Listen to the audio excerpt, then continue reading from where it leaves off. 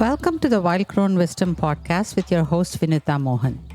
In this episode, we explore the differences between a job, career, and calling, and what it takes to be in flow most of the time.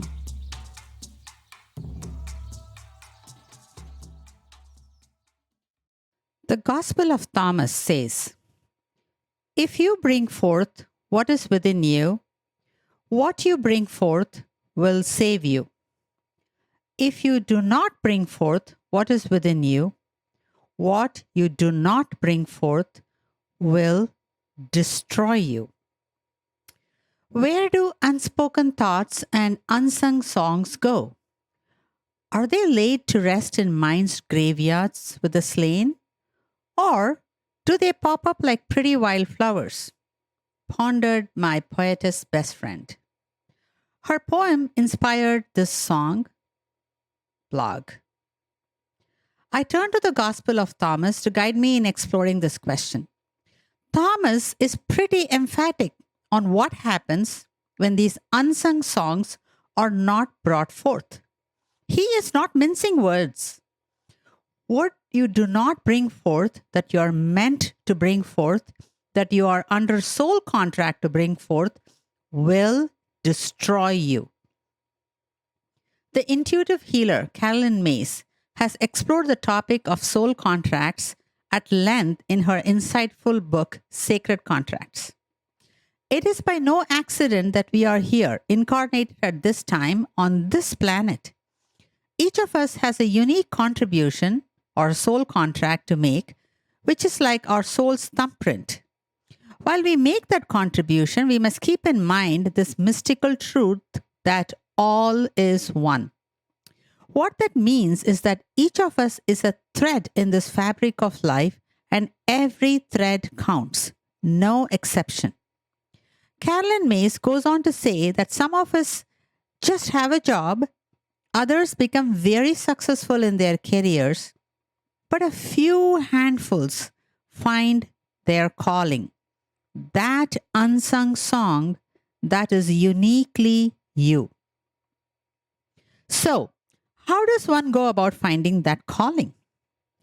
Let us look at it through the lens of engagement with work life. May says that there are 3 stages in our work life: job, career, calling. A job is something you do because it funds some basic needs for us, puts food on the table, roof over our heads, medical benefits, and perhaps funds our higher education. As we explore various jobs, perhaps we stumble upon our passion, or we get so good at a particular job function that we realize that we have a certain expertise that others seek us out for. Perhaps that is the start of a career. That career can keep growing and flourishing and give us immense job satisfaction. For many, their work life ends here. A fortunate few, however, take this passion or expertise and add a higher purpose to it. A purpose that is so much bigger than them and serves the whole of life. When you add a higher purpose to a passion, then it becomes your calling. And then you have hit the jackpot.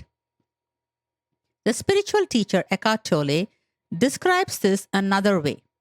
He calls it 3 states of awakened doing: acceptance, enjoyment, and enthusiasm. In a job, you're in a state of acceptance if the job is fairly neutral and moderately challenging. If that job then translates into a successful career, perhaps you're in enjoyment. There is a sense of aliveness in what you do, and you are quite present for life. So far, these 2 states describe your inner purpose and state. And then there is your calling. Here is when you take your enjoyment and add a higher outer purpose to it. Now you are in the territory of enthusiasm. The word entheos means God within. At this state, you find yourself in a state of flow experience where work, play, passion, meaning, purpose, spirit all meld into a glorious symphony. Psychologist Mihaly Csikszentmihalyi, who has done extensive research on flow experiences, calls this the optimal human experience. Have you ever experienced a time when you were so focused on what you were doing that time flies, everyone disappears, even your ego disappears, and all that is left is each moment unfolding intuitively, guided by a force much greater than you? You feel like this is what it's all about. I was born for this. I am meant to be right here, right now, doing just what I am doing. An image that goes with this is Michael Jackson performing on stage or Steph Curry on the basketball court. That is being in flow. The feeling that this is all it is about. To be in flow, you don't have to become a Michael Jackson or Steph Curry.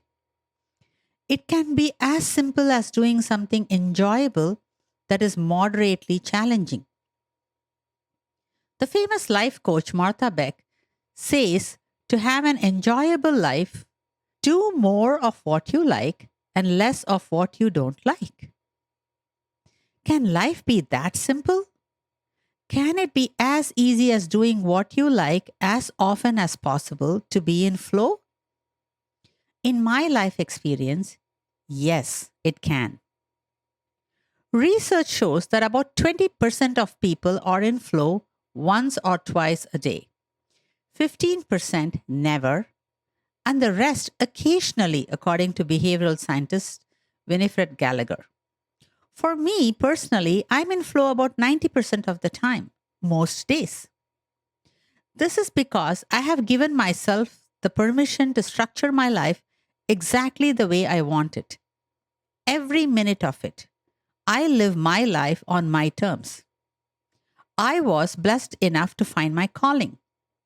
And I am unapologetically belting my song out.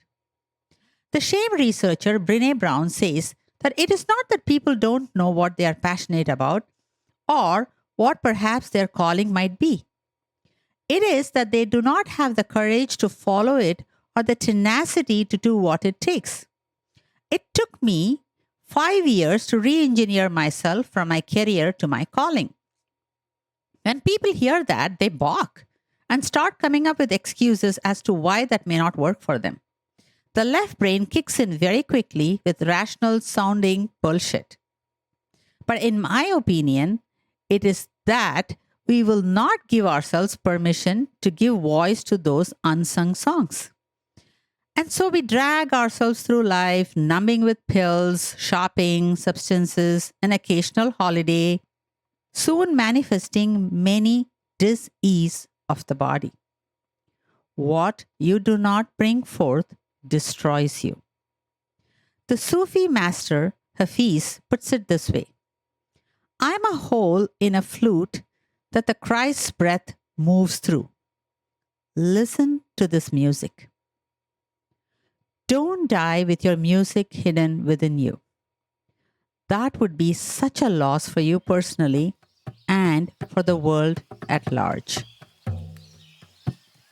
Thanks for listening to this episode of the Wild Crone Wisdom with your host Vinutha Mohan. I'm a licensed marriage and family therapist from the Bay Area, California, specializing in trauma and attachment repair. I'm also a certified EMDR specialist and a certified shamanic practitioner. In this podcast series, we delve into the journey of our spiritual essence having a human experience. While many social scientists study human emotions, thoughts, and behaviors, and others explore transcendental experiences, few bridge the gap to help embody the spiritual wisdom in everyday life. I call this the psycho-spiritual path. Through this podcast, I hope to share bite-sized practical insights for navigating life as an empowered sovereign being. If you found this episode valuable, we'd greatly appreciate your support. Please consider rating, reviewing, commenting, and subscribing on your podcast platform to help us reach a wider audience. You can explore more of my writings on Medium by following the link in the show notes. We'd also love to hear about your experience, so feel free to share your thoughts with us at Wild Crone Wisdom Podcast at gmail.com. Thank you for being part of our journey. Please be advised, the information provided in the Wild Crone Wisdom Podcast is intended for general information purposes only. Vinutha Mohan is a licensed therapist and healer. However, the content shared in this podcast does not replace or constitute professional advice, therapy, or counseling. It is essential to consult with a qualified mental health professional for personalized guidance regarding your unique circumstances. Thank you.